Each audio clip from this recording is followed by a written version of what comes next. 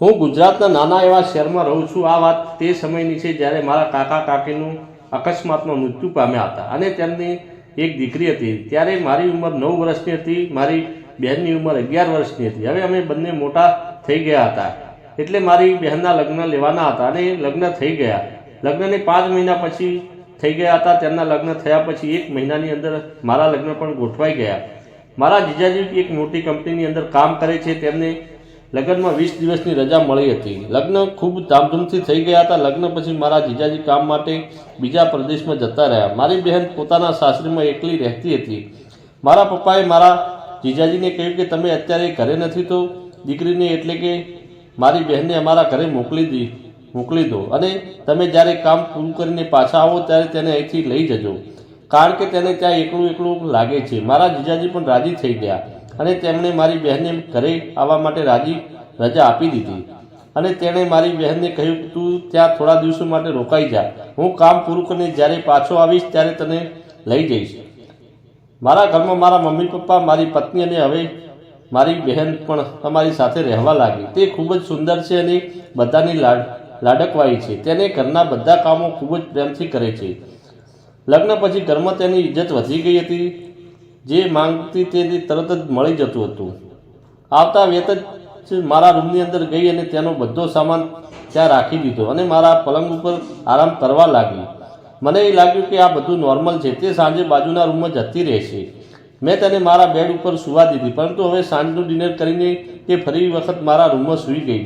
હું બાજુના રૂમમાં જઈને સૂઈ ગયો। મેં તેને કંઈ ન કીધું। મેં મારી પત્નીને બોલાવીને કહ્યું કે બેન, શું આપણા રૂમની અંદર જ સૂવાની છે? હું કઈ રીતે પૂછું? તમે તેને પૂછી લો। હું તેને કેમ પૂછું? હું વિચારી રહ્યો હતો। રાતના લગભગ 10 વાગી ગયા। હવે હું બાજુના રૂમની અંદર સૂઈ ગયો। આમ જ 4-5 દિવસ જતા રહ્યા અને છેલ્લે મારો મગજ ખરાબ થઈ ગયો, કારણ કે મારે પણ નવી પત્ની હતી અને તેની સાથે આનંદ કરવાનો મારો મૂડ ખરાબ થઈ ગયો હતો। મેં વિચાર્યું કે કંઈક રસ્તો કાઢવો પડશે। મેં મારી પત્નીને બોલાવી અને કહ્યું, રોજ તને મિસ કરું છું અને આખી રાત જાગતો રહું છું। જ્યારે મારી બહેન બાથરૂમમાં ગઈ તો મારી પત્ની રસોડાની અંદર જમવાનું બનાવી રહી હતી। તેની પાસે પહોંચી ગયો અને મેં તેને કહ્યું, આજ રાતે પ્લીઝ તું મારું કામ કરી દેજે। તો તેણે કહ્યું, સાંજે તમે ધીરે ધીરે રૂમની અંદર આવી જજો। જ્યારે તમારી બહેન સૂઈ જશે ત્યારે તમે મને મળીને જતા રહેજો। મેં કહ્યું, હા, તારી વાત બરાબર છે, કોઈને ખબર નહીં પડે। રૂમમાં અંધારું હોય છે અને તું મને એ જણાવ કે તું કઈ બાજુ સૂઈ જઈશ? તો તેણે કહ્યું, હું દરવાજા બાજુ સૂઈ જઈશ। મેં કહ્યું, ઠીક છે, હું એમને એમ જ સૂઈ જઈશ। હું ઉપરથી બાજુના સરકાવી દઈશ ને આનંદ લઈ લઈશ ને અને જલ્દી ત્યાંથી જતો રહીશ। આજે હું સાંજે તેને મળવા જવાનો હતો। રાતે જમ્યા પછી બધા સૂઈ ગયા, ફક્ત હું જાગી રહ્યો હતો। મેં ઘડિયાળમાં જોયું હતું તો રાતનો 1 વાગી ગયો હતો। હું મારી પત્નીના રૂમમાં ગયો અને દરવાજો ખોલીને અંદર ગયો। મને અંદર કોઈ દેખાતું નહોતું। હું મારો ફોન પણ મારા રૂમમાં ભૂલી ગયો હતો, પરંતુ મને યાદ હતું કે મારી પત્નીએ કહ્યું હતું કે હું દરવાજા તરફ સૂઈ જઈશ। મેં તેની ઉપર હાથ રાખ્યો। જેવો મારો હાથ તેની તરફ મૂક્યો તો તેણે પડખું ફેરવ્યું, એટલે હું સમજી ગયો કે આ જ મારી પત્ની છે અને મેં તેની સાથે ખૂબ જ આનંદ કર્યો અને અવાજ કર્યા વગર હું મારા રૂમમાં પાછો આવી ગયો।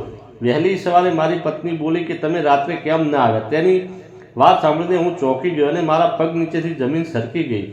મેં પોતાને માંડ સંભાળ્યો અને મેં ધ્રુસતા અવાજે કહ્યું કે મને નીંદર આવી ગઈ હતી।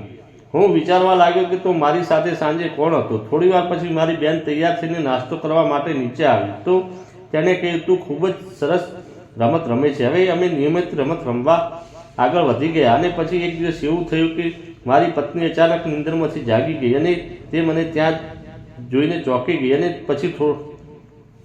પછી વિડીયોનો બીજો ભાગ સાંભળવા માટે વિડીયોને લાઇક અને ચેનલને સબસ્ક્રાઈબ જરૂર કરજો। ફરી મળીશું એક નવા વિડીયોમાં। ત્યાં સુધી આવજો। વિડીયો પૂરેપૂરો જોવા બદલ તમારો ખૂબ ખૂબ ધન્યવાદ।